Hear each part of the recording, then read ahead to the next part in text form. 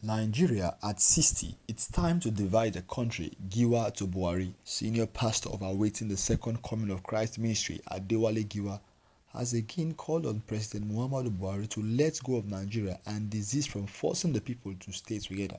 Note that Nigeria has just little or nothing to show for 61 years of existence. According to the cleric, the nation has been unfortunate to have bad leaders who have continued to deliberately punish the people. He said it is a shame to see most populous nation in Africa still battling with stable electricity at 61. What benefits do you get from being a citizen of Nigeria? Why do they continue to deliberately punish the people? Giwa queries in a statement he made available to Daily Post. Well, he said, what happened to the natural resources that God has given us? It's unfortunate that Nigeria keeps producing bad and wicked leaders. We have failed to put God first in anything they do. They are darkened in their understanding and separated from the life of God because of the ignorance that is in them due to the hardening of their heart. It is time to let go Nigeria and listen to the voice of God before things finally go out of hand. Tell me how you want to keep citizens together when you are protecting your own people, but incarcerating people perceived to be fighting for their people. You can't continue to preach unity when your body language empowers terrorists.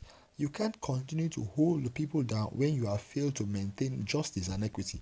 Righteousness and justice are the foundation of God's throne. He is just and cannot be unjust. God defines and sets the standards for justice. What can they boast of to have done successfully in the last 61 years?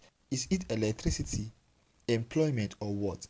It doesn't cost a good leader anything to set a good standard for his citizens. Well, this is the pastor of the the second coming of Christ ministry, which is Giwa. He has lambasted the president, saying there's nothing worth celebrating. That every sector is so bad, from the electricity sector, educational, medical sector. There is nothing that is working in Nigeria. So there is nothing to celebrate. That we have been punished with bad leaders since the inception, since Nigeria started existing, and we should turn away from our bad doings so that Nigeria can move to where we need to be. Well, what are your thoughts and opinions concerning what our pastor Giwa said? Drop them down in the comment section while we move on to the other news. Moving on to the other news, which is anti-open grazing law. Federal government backs headers. Planned suits against southern governors. Police defer on enforcement.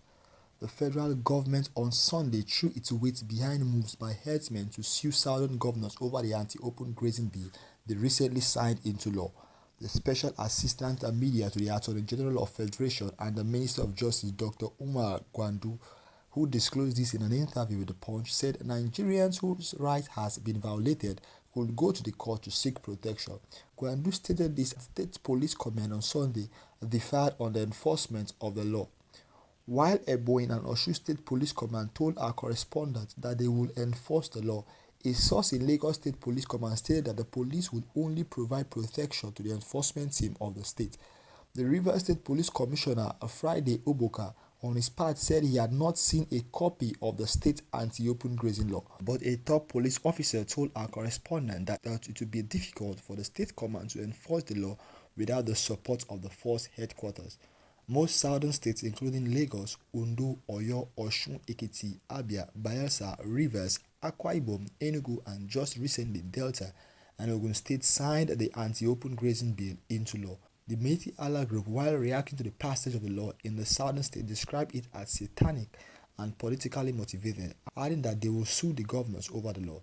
The National Secretary of the Métis Allah, Sela Al-Hassan, told Sunday Punch, threatening that the group will sue the southern governors.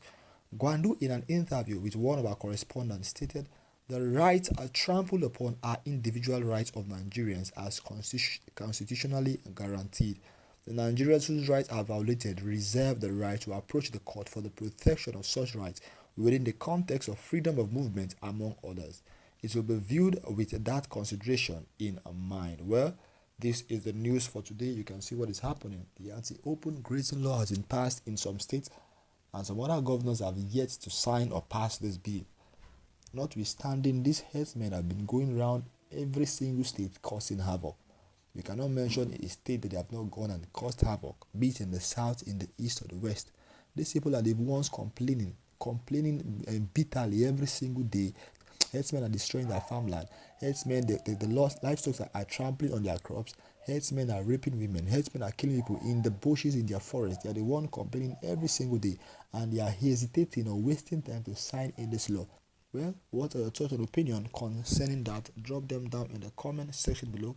Herdsmen and the Mieti Allah have agreed that they are going to sue the southern governors for passing out the law, and there's some governors like the Ondo State governor has said he's not going back on the law. The law has been signed and anti-open grazing bill has come to stay. Well, drop your comment in the comment section below while I move on to the other news. Obiano not planning to give herdsmen Anambra land, says APGA.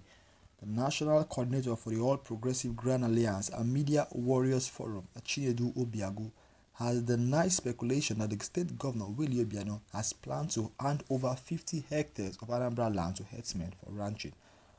Obigwe, who spoke in Oka on Sunday, described the story as childish blackmail, which he enjoined the people of the state to discontinue. He said the report that Governor Obiano wants to hand over 50 hectares of land to herdsmen for ranching. Governor Obiano does not have such a plan. This is the same way they lied that the governor does not want to sign an anti-open grazing bill into law, while at the same time they started peddling the falsehood the House of Assembly was in a recess. Well, it was when the House returned from the recess that the majority leader of the House of the Assembly presented the anti-open grazing bill to the House.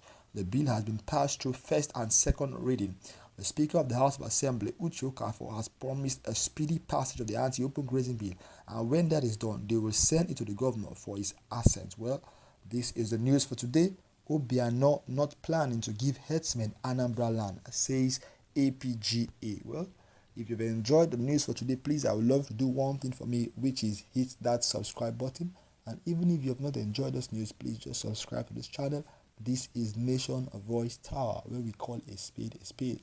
We don't have time to sugarcoat any news or say something else. If you want to get updated what's happening in Nigeria, in Africa, and the world at large, all you have to do is subscribe to this channel and we'll update you. So just keep watching Nation Voice Tower and do have a wonderful week. God bless you.